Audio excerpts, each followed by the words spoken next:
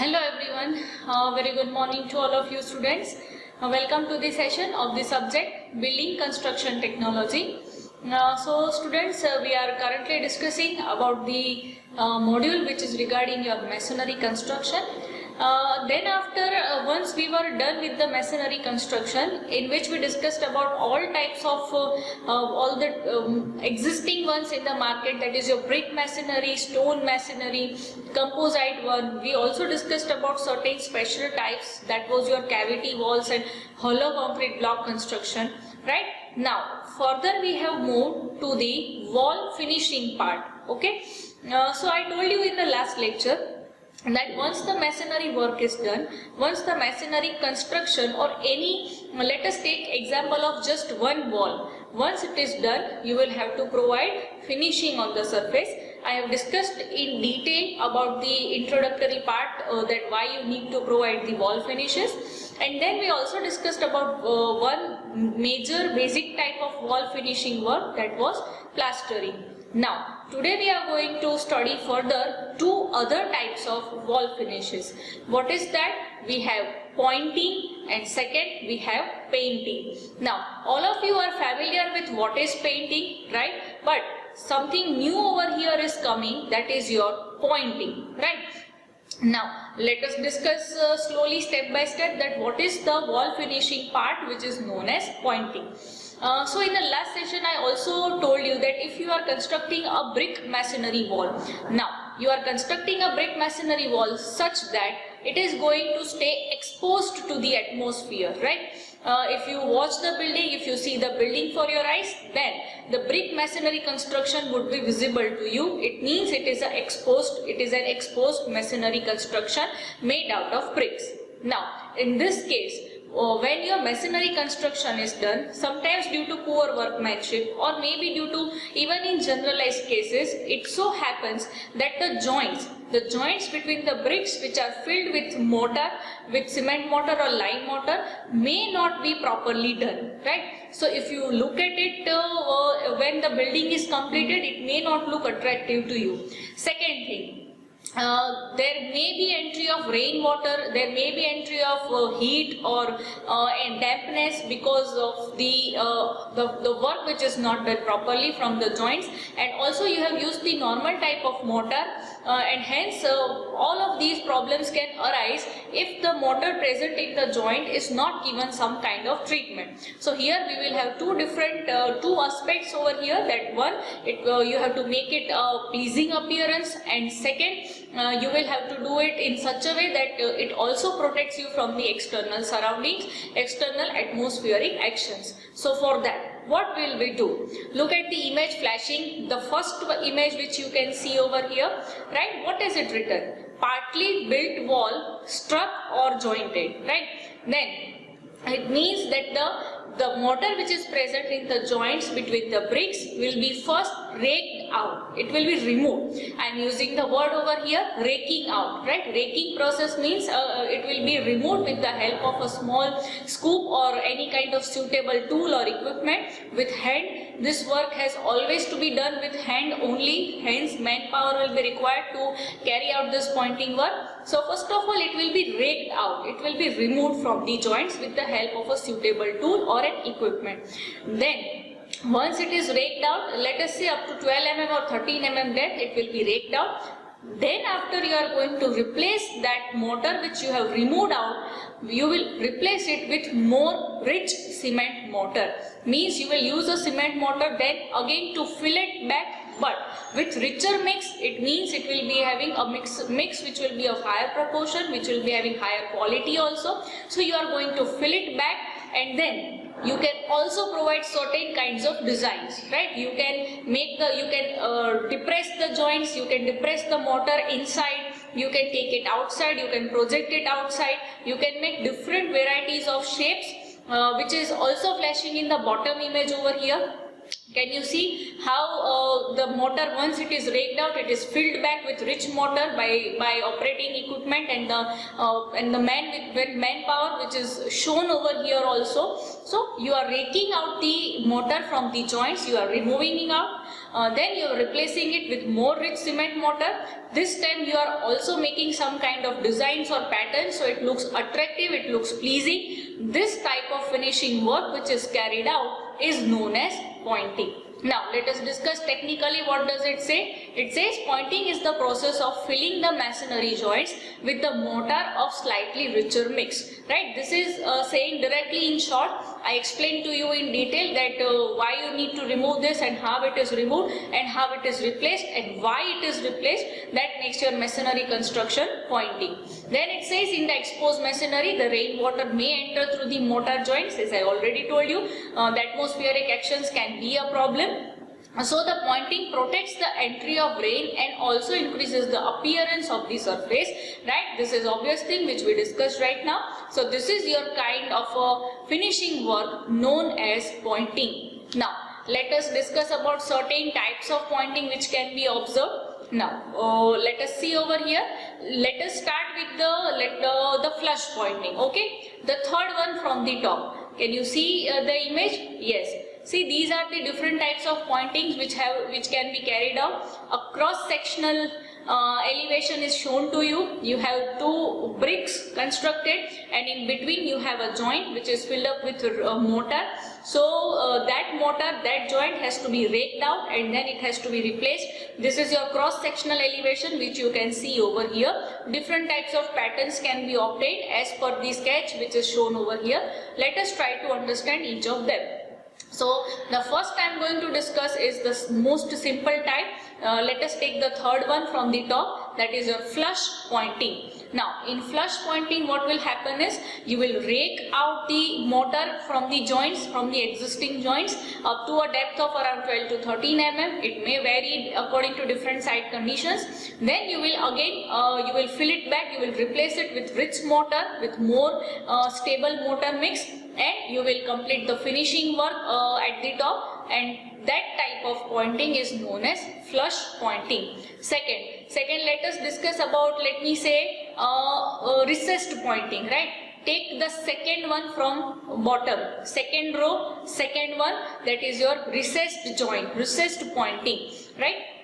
I am taking this randomly because one will lead to another, right? That is how you can also remember. Flush pointing means the most simple type. You will rake out and you will replace and you will carry out the finishing work.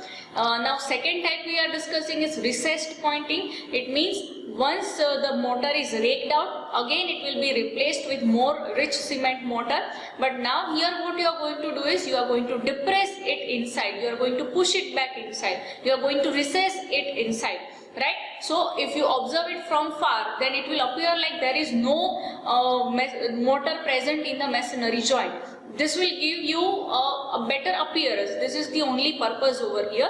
So that type of pointing is known as recessed pointing. Next let us take the first one which you can see, weathered pointing. Now weathered pointing may vary. There are other types of pointing also which are known as weathered pointing. So the names will vary from place to place.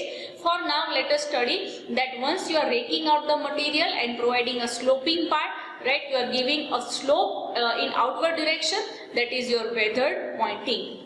Next, struck pointing. You are giving a slope towards the inside portion. That type of pointing is known as struck pointing. All of these types, different types of pointing is going to give you a better look. That is why it is the purpose, and also it is going to protect from the external surroundings. Next we have is taking the fourth one from the top, V-groove pointing. The name itself says a V-groove will be made inside towards the inner side. Next let us take the keyed pointing. Keyed pointing means the surface will be made concave. Semicircular groove will be provided, that will be your keyed pointing. Next taking the tuck pointing. In tuck pointing, it will be tucked outside, a rectangular portion, a rectangular key-like portion will be tucked outside, that will be your tuck pointing. And the last we have is beaded pointing. It is same as tuck pointing, but the shape will be like bullnose shape, that gives you your beaded pointing. You are also supposed to draw the sketches if this is asked in exam, so make sure that you learn all of them. Okay, so the names are flashing over here. I think we covered all of the different types of pointing. So please remember, if it is asked, then you are supposed to write down and draw all of the types of pointing. Next, we are moving forward to the painting. Now students, I think you know that what is a paint. Different varieties of shades, varieties of colors, varieties of textures, right? Also, the ones which are protecting from UV rays, currently such type of paint are also available, which are protecting you from extreme heat effects from UV rays entering inside your house. We have different oil paints, we have ceramic paints, we have different varieties of color pigments also. You can achieve any color you want, right?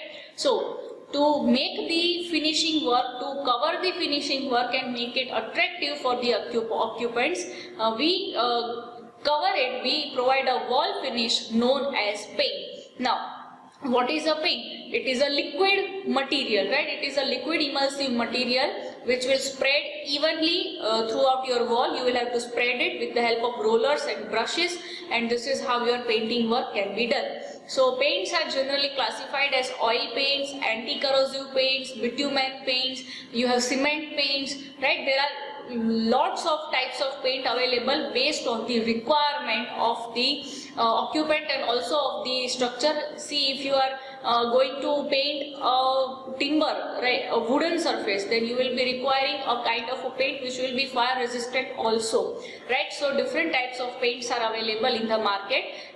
You know about the same. So please go through it. Then what we have is, next we are going to discuss about the constituents of a paint. Right, we know that different kinds of paints are available. You know about the different companies of the paint manufacturing companies, but what is the main constituent of the paint? How is it made? How is it manufactured? So it has 5 different components. First will be a base, then you will have a coloring pigment, then you have a binder or a vehicle, you have a solvent or a thinner, and a dryer. These 5 constituents, when combined with each other, it will make your paint liquid.